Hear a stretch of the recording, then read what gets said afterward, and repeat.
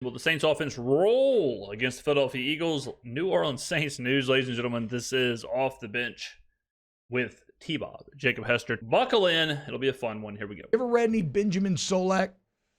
It's interesting. He's yeah, as a matter of fact, we did a video on young Benjamin Solak, who writes for ESPN. We covered his article. I would assume T-Bob is going to reference that. So always beautiful to see, always beautiful to see our content going out to the masses. He's kind of a nerdy little white guy. Yeah, there was something I disagree with him with the other day. Gosh, I think he called the Chargers a non-playoff team.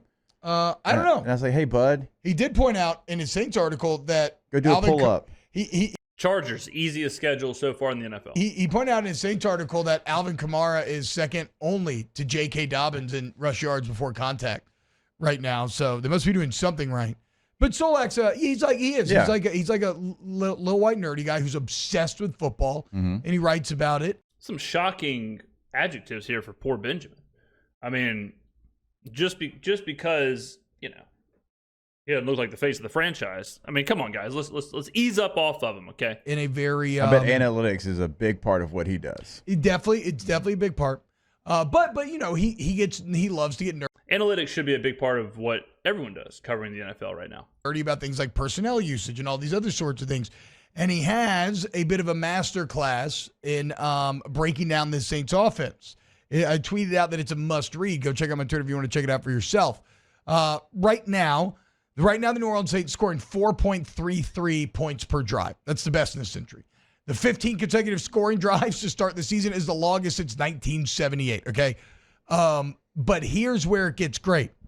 No team in the NFL right now has taken a smaller percentage of its snaps from 11 personnel. The Saints have only used 11 personnel 22% of the time. Now, these numbers without context mean nothing. League average, guys, is 61%.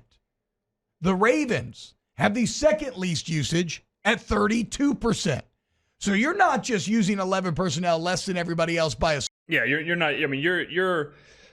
And Kubiak, I'll give him credit. Like, each time we talk about the Shanahan offense, we always talk about, like, each iteration is a little bit different than the one that came before it, right? Like, what Miami is doing is not exactly what San Francisco is doing. What the Rams do, what Minnesota does, it's all the same tree, but it's not the same exactly, right? Kubiak is taking that a step further, where Kubiak's version of this is different because of just how all in he is on things like play action, things like running heavy personnel, and his usage of certain players, and he is absolutely pedal to the metal in this thing. He has a thought process or a philosophy, and he is all in on the deep end. This is not like I'm going to dip my toe in this. He believes one thing, and instead of just like sprinkling that one thing in, that's the foundation for the entire offense. Small margin, right? You are going completely against the grain in terms of the personnel that you are putting out there, and why that becomes impactful. Oh, and by the way, Mina Kimes pointed this out, Jake. I saw this. Yeah, so the Saints, Adam Prentice has been on the team since 2021. He has never played more than 125 snaps in a season. That's crazy. He has played 50 snaps through 2 games. It goes to show you how important the thought process behind either offense or defense is. Like, if you just say, well, Saints are getting a new offensive coordinator, like, it's hard to kind of think about, unless you're really close to the team, it's hard to think about what that will actually mean. How important will that really be? We're seeing on a very small level, the smallest level of Adam Prentice's snap counts, we're seeing such a dramatic difference. I mean, you're talking about whatever they just said, 150 times in a season, and he's being used 25 times a game. He's on pace for like 300 snaps. I mean, he's doubling what happened before. Adam Prentice is another one in that article where now he's 30% of his snaps he's lined up at tight end.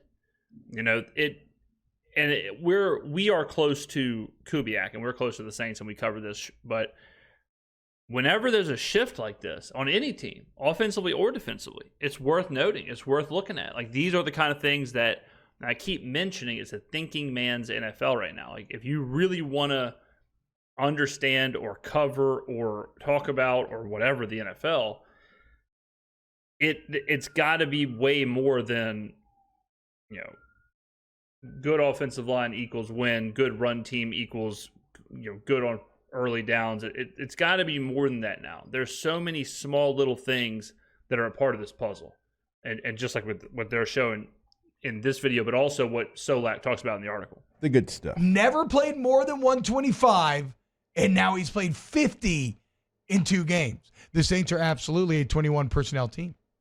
And what this is doing is forcing the defense to go big on big. Yeah. They can't play nickel. So all of a sudden, Derek Carr has faced a base defense where only 4 defensive backs on the field. He's faced that 51% of the time this season. If that number would hold, that would be the highest number for a quarterback since 2013. So here you have, at a time when we're talking about how the passing game's stepping back, the running game is on the rise. That part is debatable. So I've seen some stats, and we'll probably go through it next week. But I've seen some stats that are saying that actually, even though defensive fronts look like they're susceptible to the run, the success rate of the run actually isn't very much different than previous years. I would assume that's because teams aren't able to take advantage of that. I would assume it's because teams are not really built to do that. So even though the defenses seemingly are inviting them to run, they can't take advantage. Now, also remember, do not get fooled. Do not get tricked. If you see running statistics that include quarterback scrambles or things like that, throw them out. You don't want those. Shouldn't be in there. It should only be design runs is what should count for this. And the actual EPA success rate and all that stuff is actually the same as the last couple of years.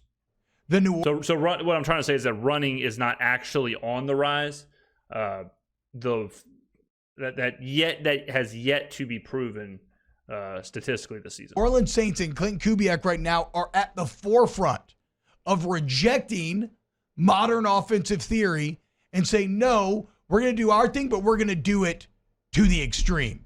Yeah. Really, really impressive stuff from Kubiak. And I love the context that Solak applies here with those numbers. All right, so here's the full breakdown of what they've been. They've been a 12 personnel team 45 times. That's 36% of the time. That's 1 back, 2 tight ends, and they graded out 83.1% in that personnel. 21 personnel, so 2 backs, fullback, tailback, and 1 tight end 32 times. That's 25.6% of the time. They've actually graded out 85.9% in 21 personnel. So their highest grade of any personnel. 11, 85.1 is the grade. 30 times, 24%. 22, they've actually been in 22 11 times. So that's a big number. 2 backs, 2 tight ends, 78% of the time, or 78 grades. So that's pretty good as well. And then 13 personnel, 5 times, 83.4% is the grade. And what's funny is, like, it's almost like 21.5 personnel because Taysom is both fullback and tight end. Yeah. All these guys are. I mean, and that's kind of also what Kubiak walked into. Like, Kubiak, it's easy to look at it now, but Kubiak walks into, I mean, imagine him walking into this roster. It's like, well, what do you want to do? I want to run the football. Well, but our offensive line can only run block. Okay, sweet. That works pretty cool. I want to have players who are relatively positionless. Well, actually, almost our entire offense is positionless. The only player that I would argue is kind of just his position is Chris Olave is a true wide receiver. Everyone else is kind of whatever. Like Rashid Shaheed, he's a special teams player. He's a wide receiver. He can line up in the backfield. He's taking jet sweeps. You know, Taysom Hill obviously can play about 10 different positions. Jawan Johnson's kind of a tight end, but he's also kind of a wide receiver. Alvin Kamara is a running back, yes, but he's also capable of leading the team in reception. So it really is a perfect storm for Kubiak of what we have and what he wants to do. A lot of times as well. So, like, I mean, you are a 2-receiver team, yep. Which, how genius is that, guys? You want to talk about... Because you really only have. Because you only have 2. Exactly. Like that's why, and I'm really trying to do better. I'm really trying, ladies and gentlemen. I've been really trying to do better to not start every sentence with "I told you so" or "This is what I've been saying for 4 months" or "We have multiple videos talking about how the Saints are not going to run 3 wide receiver sets." I'm trying, but sometimes you just got to do it to them. And all summer long, we talked about this exact thing about how on my interview with You Don't Know Ball, where we covered the Saints, we talked about it there, where that is a huge shift. I mean, just from what the Saints were doing last year to this year, we knew the 3 wide receiver sets would be gone pecan. And yeah, how ingenious is it? How much of a perfect storm is it that the Saints just so happen to not really have a third receiver? But when you factor in Alvin Kamara, when you factor in Taysom Hill, when you factor in Foster Moreau and Juwan Johnson, you factor in all these players, it's like, well, yeah, I guess the Saints do have a third receiver. Cedric Wilson might be the third receiver on the depth chart, but he's probably the 7th actual option. Perfect. Works great for us. Right? Like we kept talking about how mid the entire receiver room looked, like the full breadth of it. But all of a sudden, okay, like you want to talk about an offensive coordinator adapting to what he has, they just don't play more than 2. This is exactly, T-Bob's nailing it here. This is exactly why I was so surprised at the off-season kind of narratives, is because this Kubiak thing is not a surprise as far as like these percentages. They're surprised that they're this extreme. Like they're surprised that it's 50%, not 30%. But the shift was easy to predict. We knew the numbers. We knew what Kubiak was going to bring to this team. We knew the roster as far as like Kamara can do this and this. Taysom Hill can do this and this. Juwan can do this and this. Like Shaheed can do this and this. We knew all that. So that's why when I kept hearing like a lot of people, both nationally and locally, say this team is going to be boring. It's like, well, that certainly is not going to happen. The team cannot be boring with this offense or this system. It can't. And then the whole idea of like, well, they're just going to, last year this and last year this. And it's like, you got to kind of eliminate that. You got to kind of eliminate like Kamara's production last year because everything's going to be so different. So different. And now we're seeing exactly how different it is. And now we're seeing why those little things matter. Because your 2 are good. Olave's really good, and Shaheed's the best deep threat outside of Tyreek Hill in the league. So some really forward-thinking stuff here from Klint Kubiak. And we'll get into next segment, the Saints defending the run, defending Jalen Hurts. That's the key to this game. But I love this final line from Solak because absolutely, like, a statistical regression is an inevitability, right? Yeah. And I got questions about, Jake, will they remain committed to this stuff if they're playing from behind? Right. Or will they start to panic and start to go, like, just, hey, we got to throw it all over the place. But here's what Solak says near the end of there. Quote, "But what gives me faith that the Saints can sustain serious offensive success, not record-setting, mind you, but still quality success, is how well they're running the football. It's with the ground game that offenses punish those defenses that stay in lighter personnel to defend the play-action pass. Everything starts with the run." It's like my boy Durasic texted during the South Carolina LSU game. If you can't run the ball and if you can't stop the run, you can't play football. And right now, the Saints can run the ball. No doubt. We're going to figure out how well they stop the run. They, when we're talking about these personnels that they're using, just to kind of give you an idea. So 21-22 personnel, they've done it 43 times. All right, I would assume that the LA Chargers are probably second in the NFL in using I would a two-back system. I could see that.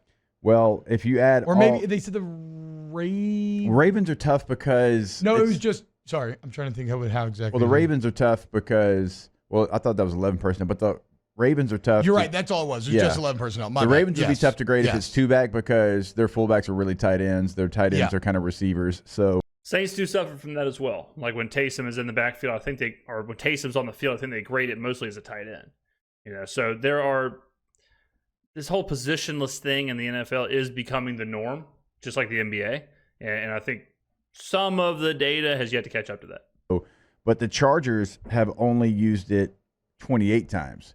So 43 to 28, probably first to second. So they're first in two-back runs and two-back personnel by a pretty big margin. Yeah. And I've talked with so many coaches at two different levels because, look, they know it's kind of my thing, and I'm always out there trying to get the fullback back in the game. And it's finally paying off. Oh, my gosh. Somehow. They've started, they're like, hey, look, here's the deal. Teams are starting to figure out that linebackers are smaller, safeties are smaller. You have an advantage if you go out there and you have the old school two-back runs because you have the size advantage. And also, none of these linebackers growing up in peewee, high school, or college ever took on a two-back run. No. They don't know how to take it on. It's crazy, the tail on these things, right? Like, it's crazy what's about to happen in the NFL. Like you can already see it. I mean, you can see it coming. Like what's going to happen, and what's going to happen is teams are going to, like teams like the Rams, like Sean McVay. Oh my God, Sean McVay has to just be absolutely salivating.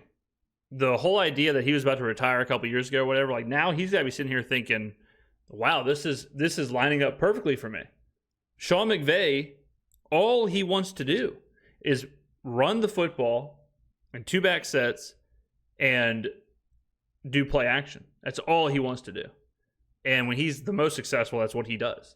So the second McVay gets his offensive line figured out, it might be the next Bill Belichick situation.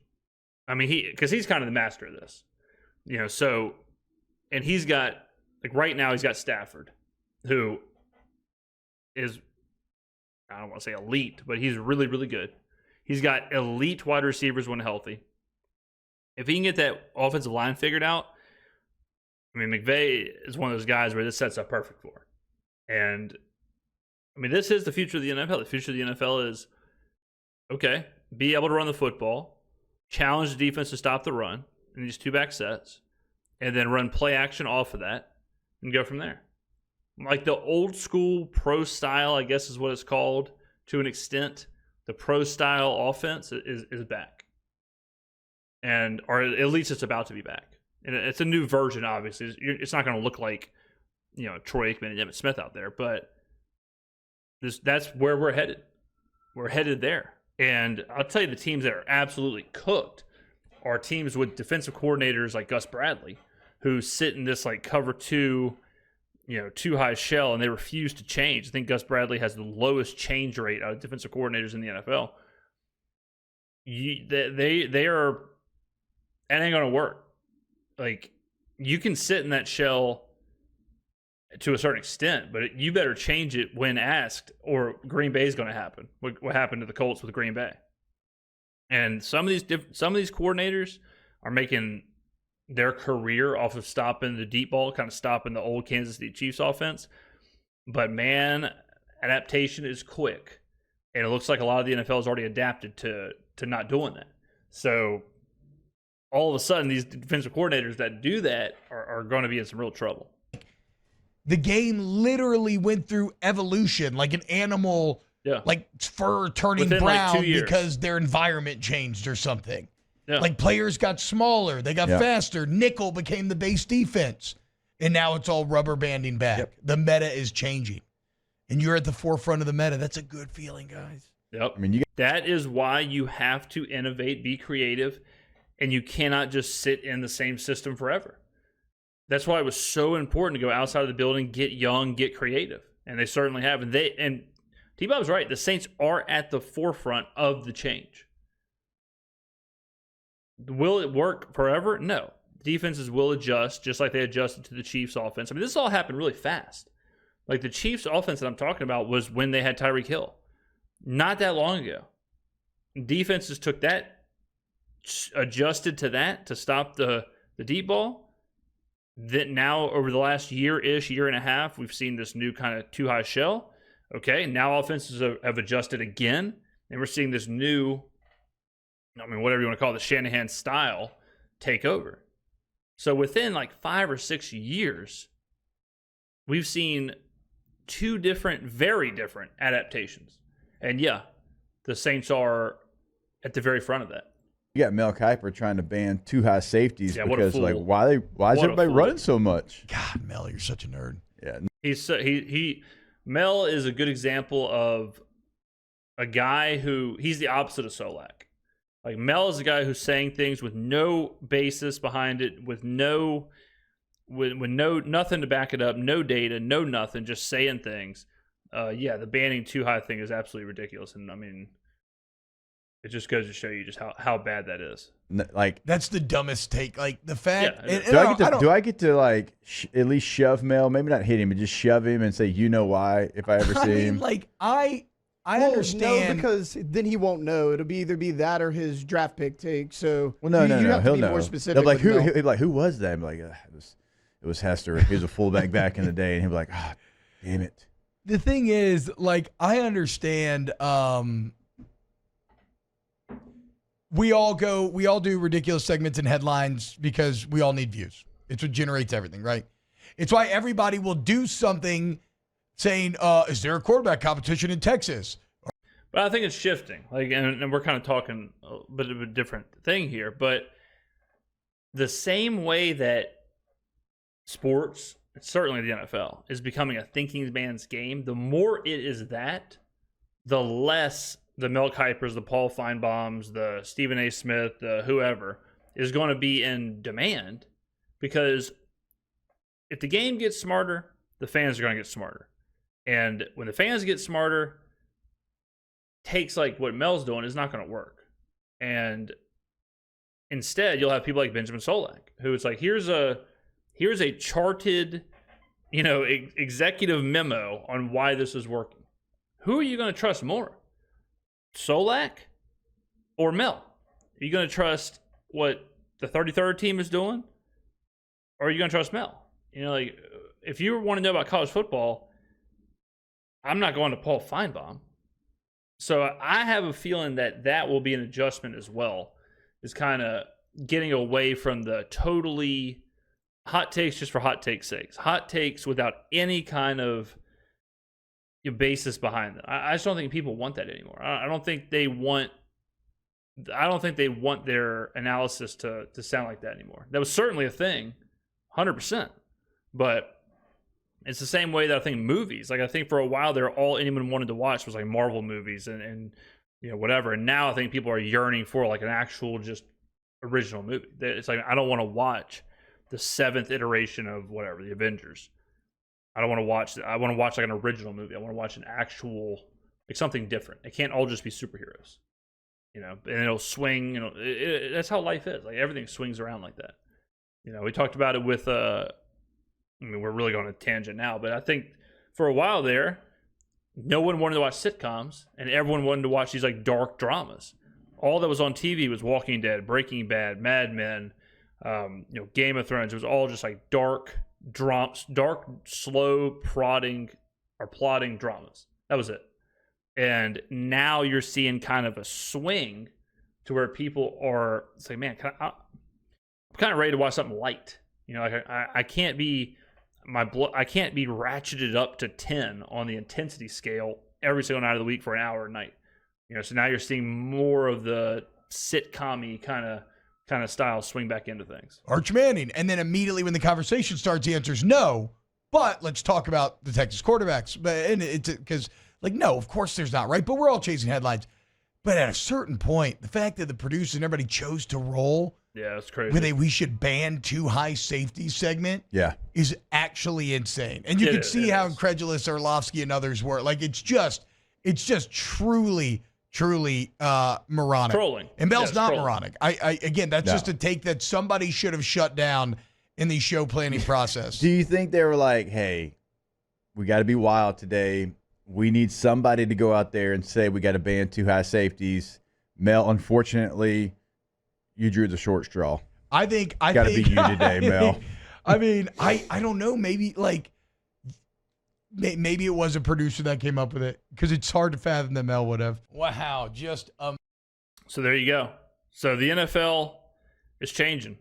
The NFL is changing, no doubt about it, and the Saints are on the forefront of that change. So boom, good stuff. Get in the comments below. Let me know what you think, and then I will see you in the next video.